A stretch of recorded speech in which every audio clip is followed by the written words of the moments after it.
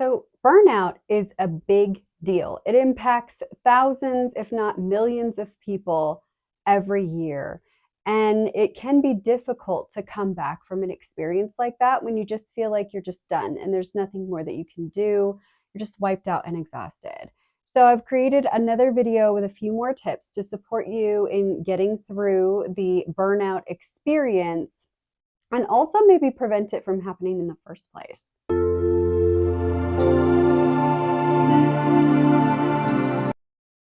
Hello, fabulous. I hope today is treating you kindly.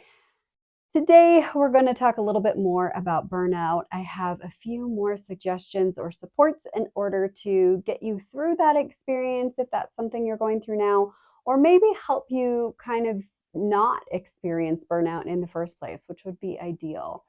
So let's talk about getting the worst things done first. Essentially, if you've ever read the book Eat That Frog, it talks a lot about just doing the yucky stuff, the stuff that you don't want to do, the stuff that's easy to put off, or the temptation is really strong to procrastinate on doing the thing because you just don't like it. It's totally normal to want to do that because nobody enjoys doing things that they don't want to do. But the thing is, if you get it out of the way first and foremost, then you don't have to do it again, which is super nice. If it's done and out of the way, then you can spend the rest of your time focusing on stuff that you like, stuff that's better, or stuff maybe that's less undesirable if maybe you don't happen to enjoy all aspects of your job. But certainly getting the worst thing, whether it's the thing that you don't like, or if it's the hardest thing, or just any combination thereof, getting that done first thing will free your brain and your mental energy up so that you can just get through the rest of your day knowing that the worst thing that you had to do is already done and taken care of. Another thing that you can do is shift your focus. Your brain is going to spend a lot of time looking for justification for whatever your beliefs are.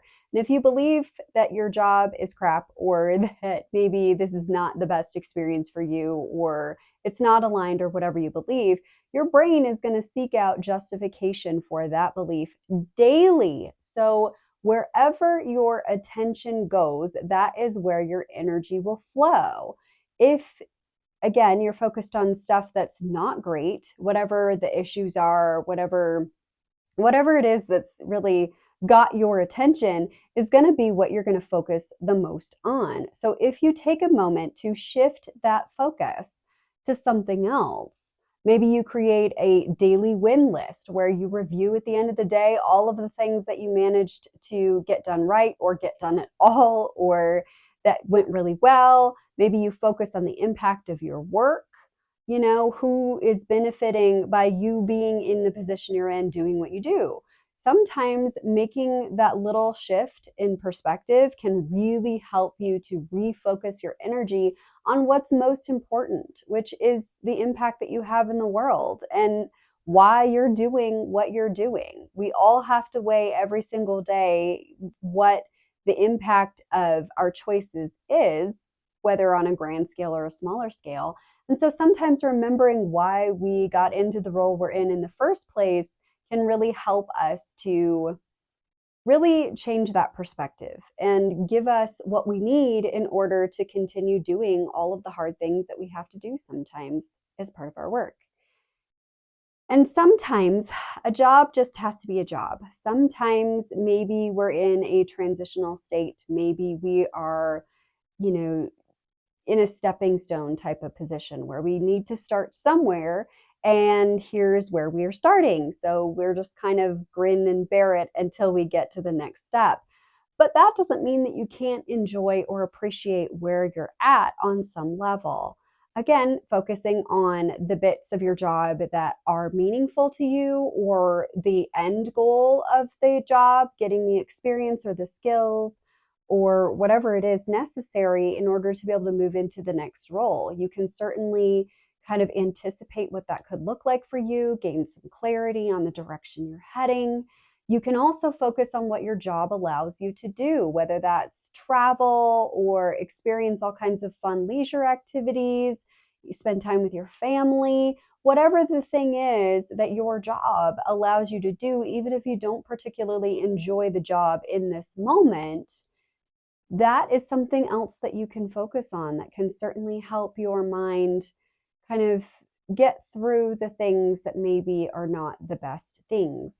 As always, I'm definitely a proponent of self advocacy. If there is something that you need in your work and you experience the psychological safety necessary to be able to ask for it, or even if maybe you don't, if you can find a way to get what you need, the tools, the resources, the support that you require to do your best work in the environment you're in, absolutely do that, so that way you can feel more effective in your work, and it will be a much more positive experience for you.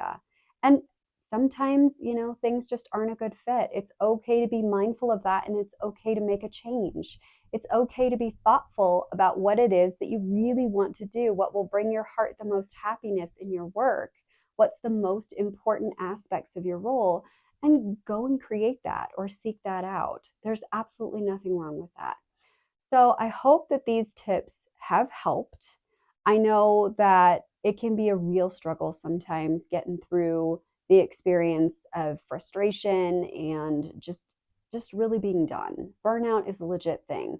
So if it's something you're experiencing, I'm so sorry that that's what's happening to you. I'm going to go ahead and leave the link in the description box for the Burnout Reiki session that I did last week. And I hope again that you can utilize some of the information in both of these burnout videos to help you gain the clarity that you need, gain the focus that you need, and just help you get through this difficult experience, because it's not fun going through difficult times for sure. If this video has helped you, please be sure to comment, like, share, and subscribe.